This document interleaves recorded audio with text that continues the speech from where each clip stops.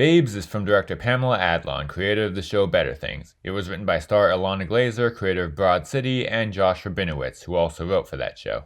Now, I unfortunately haven't seen much of the show. I only saw this movie because it was a mystery pre-screening from AMC's Screen Unseen. But from what I've seen, it appears to be a lot like that show. Basically Broad City the movie, except Glazer's friend is played by a different woman.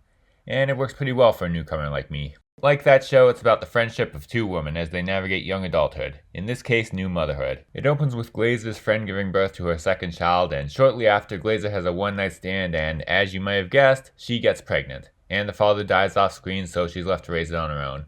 But the movie's mostly just about the pregnancy and not what comes after. This is a hard R-rated comedy that feels like Knocked Up by way of Bridesmaids. As in, the concept is similar to Knocked Up. Yeah, who would have guessed that about the movie where a girl gets knocked up? But the humor and character relations feel like the kind of thing that would be in Bridesmaids.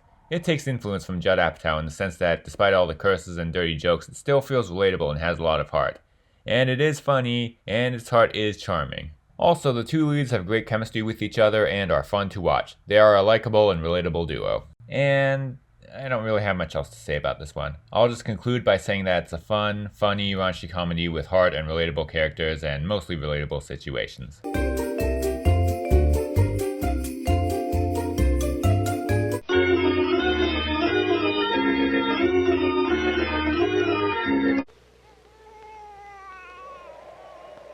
Paramount Pictures presents Mia Farrow in a William Castle production, Rosemary's Baby, co-starring John Cassavetes, Ruth Gordon, Sidney Blackmer, Morris Evans, and Ralph Bellamy, written for the screen and directed by Roman Polanski, from the best-selling novel by Ira Levin, suggested for mature audiences.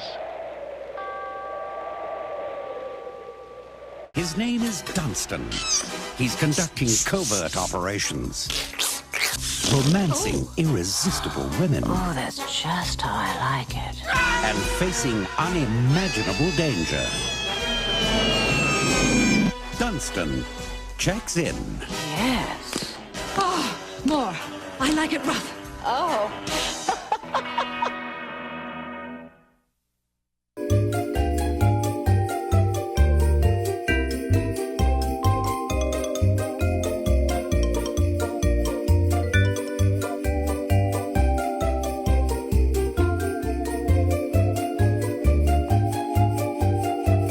Kingdom of the Planet of the Apes is from Wes Ball, director of the Maze Runner movies. Maybe making a bunch of moderately successful YA adaptations isn't the most inspiring resume for a franchise of this magnitude, but judging by the consensus alone, I'd say it worked out pretty well. And being director of Kingdom of the Planet of the Apes is probably going to be his new legacy so far, and that's probably the better legacy. And it was written by Josh Friedman, who worked on War of the Worlds, Terminator Dark Fate, and Avatar The Way of Water. It takes place hundreds of years after the original trilogy, where apes have now completely taken over and the world looks a little more like the Planet of the Apes that Charlton Heston came to. Now we follow a new ape whose village was destroyed by a tribe led by an evil dictator, and so he goes out to take that tribe and its leader down. First thing out of the way, this is not as good as the original prequel trilogy. But that only speaks to how great that trilogy was because this is a really good movie. Yes, the effects are as incredible as always. Probably even more so since there's probably more apes here now that they become even more of the dominating force on Earth and therefore get more attention. Don't quote me on that though. I'd hate to have said that and then it turns out that one of the other movies had more apes.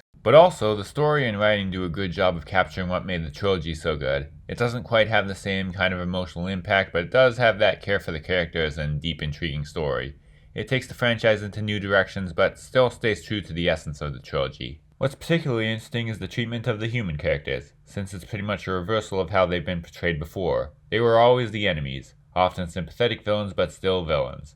But now that the apes are only fighting other apes, it's finally time to entertain the idea that things could maybe get better for the human race. Would that future be consistent with what the world looked like in the original? I don't know, but really, can you even imagine spacemen from the past coming into this world? This is the beginning of the Disney era for Planet of the Apes, and I agree that sentence sounds horrible, especially for a continuation of a trilogy that kinda wrapped things up at the end, but all things considered, this is the best we could have gotten. It doesn't feel Disney-fied at all, and it doesn't feel cynical either. It feels like a decent progression of the lore of this world and not just an attempt to get money out of it, even though that is probably exactly what it is. With a movie like this, you can actually believe that this trilogy was just the beginning. Once again, it's not as good, but it does definitely show that this franchise hasn't run out of steam quite yet.